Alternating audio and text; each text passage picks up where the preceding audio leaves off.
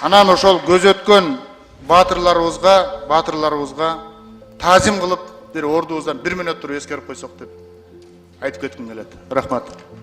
Эме батырларыбызга таазим кылып, ордубуздан 1 мүнөт турабызбы, 1 саат турабызбы, ал таазим көрсөтүлүп келатат. Мусулманчылыкта андай нерсе жок. Орозо маалында жакшылап дуа кылгыла, ошол жакшы болот. Туура, рахмат. Андан сырткары, ал эми мынабул эмелерге ошол конфликт маалындагы сиз эң туура айттыңыз, биздин каза болгон жоокерлерибизге, ошол жерде катышкан адамдарыбызга, мергенчилерибизге жана добровольческий отрядтар дегендер, аларга, элге, ошол комиссиянын мүчөлөрүнө бирөөнө бир нерсе алып бере элекпиз. Биз атайын ушуну күтүп аттык бүгүнкү күндү. Мына бүгүн ратификациядан өтсө, анан кийин биз чекеден бере баштайбыз. Өкмөт дагы, мамлекет дагы даярдап отурат. Сиз айткан Атамекен Баатыры деген чоң орденди биз ушул баатырларга беребиз деп даярдап отурабыз. Жакын күндө ошонун положениясы такталып чыгып бүтүрөт. Анан кийин ар бирине беребиз, Кудай кааласа, каза болгондорго. Себеби ал жерде мен бир эле случайны айттым, мына жанагы чын айтканда Тамдыктагы лейтенант эсиме чыгып калыптыр. Анан жана Достуктагы дастан боюнча айттым. Эки эле случайны айттым. Андай нерсе укмуш көп болду.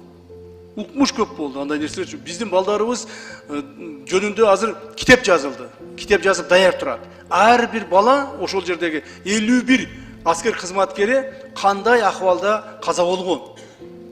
Сүрөттөп мен ошону жаздырттым бардыгын. Китеп даяр турат. Бул бир.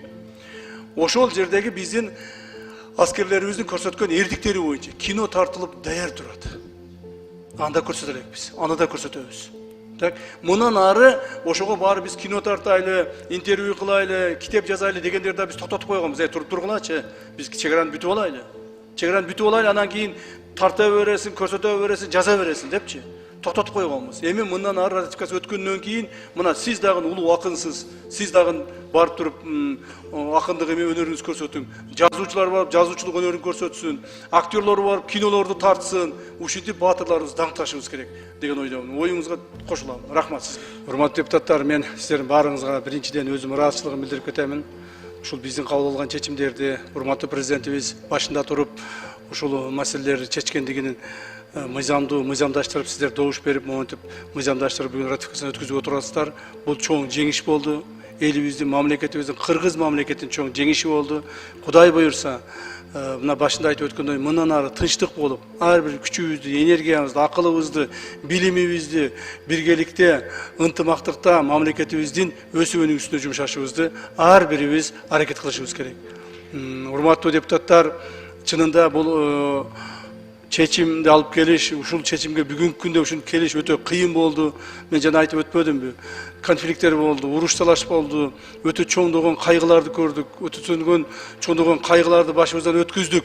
Бирок ошолордун баардыгын жеңип өтүп, кайрадан өзүңдүн душманың менен бир столдо отуруп, ошол маселени чечкенде дагы тынчтык жол менен, достук жол менен чечүүгө жетишиш өтө оор болду.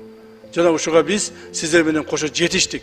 Ушул биздин иштеген маалыбызда колдоп турдуңуздар, кубаттап турдуңуздар бардыгыңыздар, түшүнүп турдуңуздар. Анча-мынча кетирген каталарыбыз болсо, бизге баяндап айтып турдуңуздар. Ошондуктан мен силерге ыраазычылык билдиремин. Жана ушул трибунадан дагы бир нерсени айтып коеюн. Мен айрыкча өзүм ыраазычылыгымды урматтуу президент Садыр Кожоевичке билдирип кетким келет. Мен ал кишиге ыраазычылыгымдын негизги маселеси, чын айтканда ушул ишти баштаганда башында ушул 4,5 жыл мурда келгенде эле айтты эле. Биз чеграны бүтүрүшүбүз керек. Биз мамлекетибиздин чыныгы эгемендүүлүгүн колуна алып беришибиз керек деп. Бирок ошол ортодо канчалаган кайгылуу окуялар болуп кетти. Ошол маалда мен бир нече жолу президентибизге кайрылганмын. Урматтуу президентибиз, мен ушуну чече албайт окшоймун. Мен чечпей эле коеюн. Башка адамды коюңуз. Башка адам чечсин десем болбостон, жок. Өзүң чечесиң. Сен чечесиң, экөөбүз чечебиз. Жана экөөбүз гана чечүүгө мүмкүнчүлүгүбүз бар деп ошентип мени алдыга сүрөп отуруп, акыры мына биз ушуну жеңишке чечүү жеңишине жетиштик. Ошондуктан урматтуу президентибизге дагы мындан ары ушул мамлекеттик чоң чечимдерди кабыл алганда Алла Таалам туура жолду көрсөтсүн. Мындан ары мен эми бүт өмүрүмдөгү эң чоң, эң негизги маселени, мамлекеттик маселени чечүүгө ушунун башында туруп чечип бердик. Кудай буюрса, азыр эми президент бүгүн чыгарып туруп, бүгүн астак пакет дагы ыраазы болуп кете беремин. Рахмат барыңыздарга.